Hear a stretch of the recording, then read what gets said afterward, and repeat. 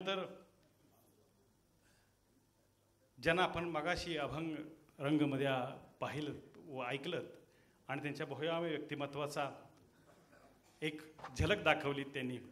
गेली कित्येक वर्ष कवट्या महाकाळसारखी भूमिका करणारे आणि त्याचबरोबर शाहू महाराजांसारखी सकारात्मक दृष्टिकोनाची भूमिका करणारे आज राहुल सोलापूरकर हेच शाहू महाराज आणि शाहू महाराज हेच राहुल सोलापूरकर असं समीकरण या सातारच्या मातीमध्ये अरुंगाकांच्या विषयी आपलं मनोगत व्यक्त करावं. त्यांना शुभेच्छा द्यावेत राहुल सोलापूरकर.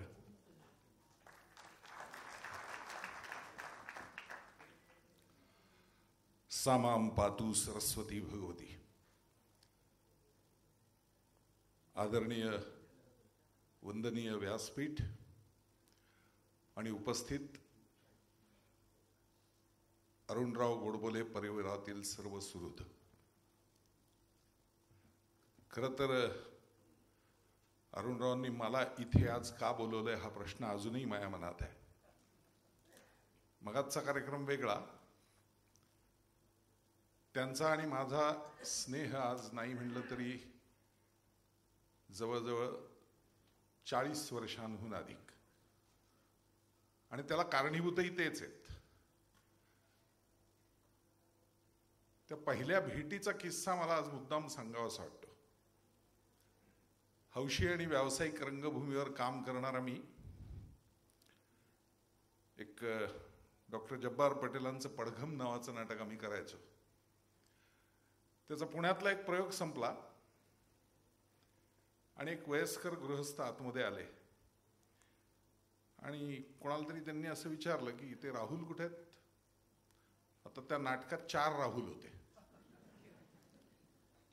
राहुल घोरपडे, राहुल गोखले, राहुल रानडे, राहुल सोलापूरकर. त्यामुळे त्या गृहस्थांना विचारल्यावर ते म्हणले कुठला राहुल हवाय. मग ते म्हणले तो अभिनय करणारा. चौघही अभिनयही करत होते. मग ते म्हणले तो वकिलाचा सीन केलेला माणूस कुठे आहे. हा म्हणले राहुल सोलापूरकर. आणि मग ते आले आणि नमस्कार, आपण आधी कधी भेटलेलं नाही, मी अण्णासाहेब देऊळगावकर. तर मी एकदम दचकलोच की हे इथे कसं काय. आज मी तुमचं काम बघितलं, मला खूप आवडलं. आमचे एक मित्र सातारचे एक चित्रपट करतात, त्याची कथा मी लिहिली आहे. त्याच्यातलं एक निगेटिव्ह कॅरेक्टर आहे. तर त्यासाठी तुमचं नाव मी सुचवतोय त्या दिग्दर्शकांना.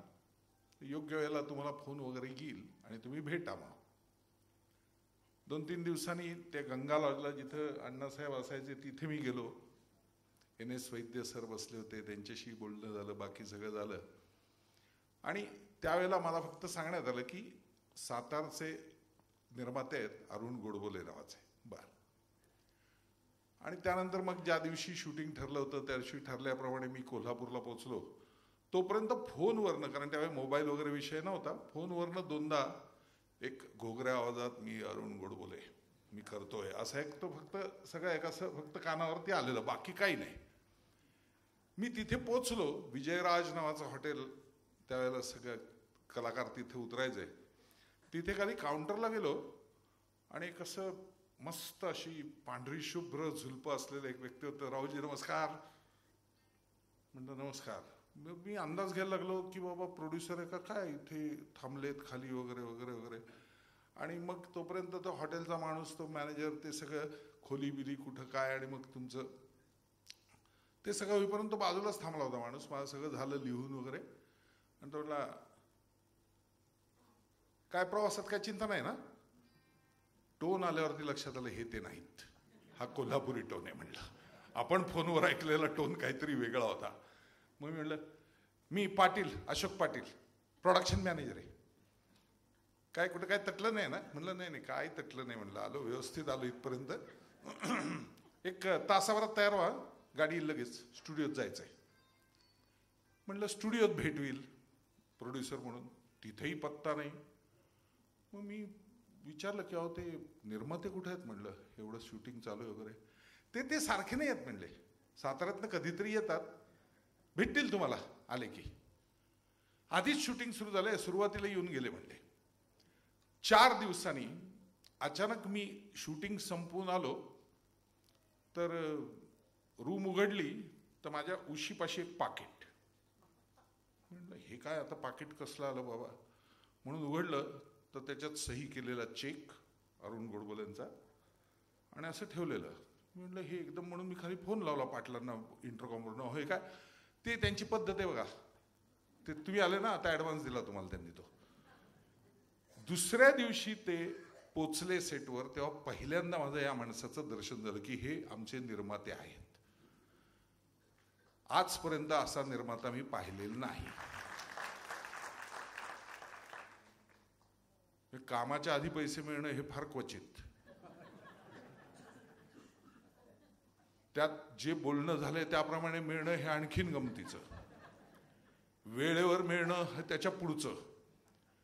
आणि सगळ्यात महत्वाचं, जर शक्यतो चित्रपटाचं शूटिंग संपणार आहे सेटवर त्या दिवशी जर तुमचाही सीन असेल आणि तुम्ही असाल तर तुम्ही केलेल्या कामाची पोचपावती, अजून डबिंग व्हायचंय वगैरे त्यावेळी काही साऊंड सिंग साऊंड वगैरे असलं काही नव्हतं आलेलं, तर डबिंग व्हायचंय सगळं पुढचं प्रोसेस व्हायची. पण नट आता इथनं सेटवरनं जाणार शेवटच्या, आता ते मुंबईत काय त्यांचं डबिंग बिबिंग सगळं करतील पुढच्या काळात. म्हणून जेवढे हजर असतील त्या स्पॉटबॉय पासून ते मुख्य नटापर्यंत सर्वांना एकच, सगळ्यांना समान मानून एकच काहीतरी भेटवस्तू हातात येणं. कधी बॅग असेल, कधी एखादं वेगळं काहीतरी थर्मास असेल, हे सगळ्यांना देणं हे आजवरच्या माझ्या आयुष्यातल्या 103 चित्रपटात मी कुठेही बाकी अनुभवलेलं नाही. आणि त्यावेळेला जो स्नेह जुळला, कारण त्यांनी मला मोठा पडदा पहिल्यांदा दाखवला निर्माता म्हणून.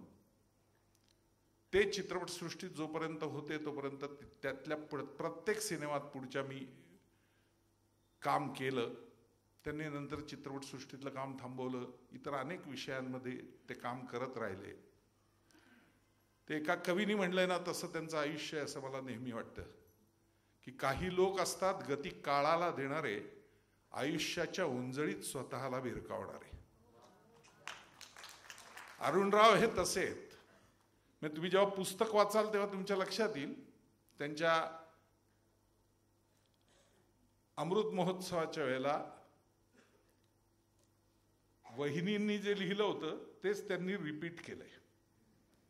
आणि त्याच्यात वहिनींनी जे शब्द वापरले ते अत्यंत खरे आहेत. तो त्यांचा स्वतःचा वेगळा हक्काचा भाग आहे, पण त्यातला भाग अगदी खरा आहे असं म्हणावं असं वाटतं. मध्य प्रदेशातली शोभा इथं येऊन गोडबोल्यांच्या घरातली मध्य झाली, हे फार महत्वाचं. आणि त्यामुळे तिच्या शब्दांना मान देऊन मी तेच शब्द परत छापतोय असं अरुणरावांनी त्या पुस्तकात म्हणले. बरोबर अरुणराव? पण त्याच्यामध्ये त्यांनी ज्या भावना व्यक्त केल्या आहेत की कशामुळे मला माहित नाही, लोकांना असं वाटत राहतं उगाचच.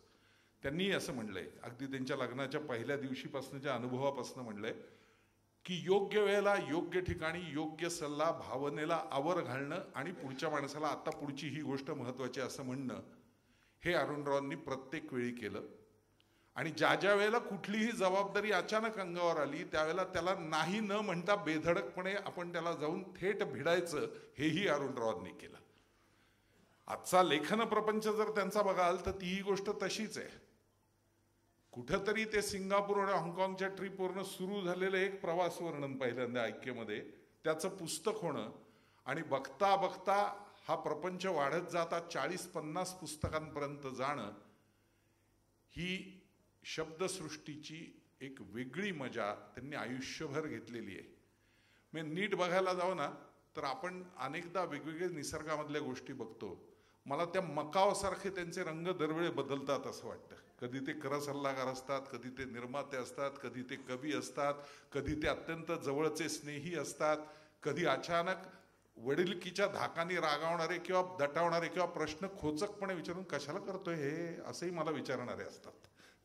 पण या सगळ्यामधनं बाहेर जाऊन आज इतक्या वर्षामध्ये मायासाठी अरुण गोडबोलेंचं निवासस्थान हे साताऱ्यातलं माझं दुसरं घर आहे असं मी मानतो.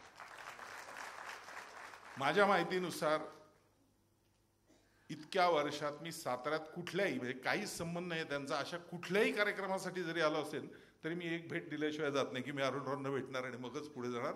कारण आज मी जे काही उभा आहे ती पहिली संधी तुम्ही दिलीत म्हणून उभा आहे. आणि त्यामुळे इतक्या वर्षात त्यांच्या जवळ राहणं, त्यांच्या सुहृदांमधली अनेक माणसं आज समोर आलेली आहेत. गोविंदराव बेडेकरच संगीत क्षेत्रामधलं एवढं मोठं नाव भीमसेनजींबरोबरचं, आणि तो सगळा संगीतातला एक दुवा साधलेली सगळी माणसं आज इथं बसलेली आहेत. या सगळ्यांच्या वतीने मी खरं तर आज त्यांचं अभिष्ट चिंतन करतोय असं म्हणेन. कारण इथं अनेक दिग्गज आहेत. पहिली संधी चित्रपटात मला मिळाली त्यावेळेला त्या चित्रपटातल्या नायिकेतल्या भूमिकेतले आदरणीय मोहन जोशी सर आज इथे आहेत आपल्यामध्ये, नशिबवानच्या वेळेचे. त्यामुळे अनेकांना परिसस्पर्शासारखा अरुण स्पर्श झालाय असं मी म्हणेन. आणि त्यातून ती माणसं त्या त्या क्षेत्रात घडलेली आहेत. त्यामुळे अरुणरावांच्या कायमच त्या वडिलकीच्या धाकात, ऋणात आणि त्यांच्या आशीर्वादात राहणंच मी पसंत करीन. सातत्याने परिचय देत असताना वेगवेगळ्या गोष्टींचा परिचय दिला जातो.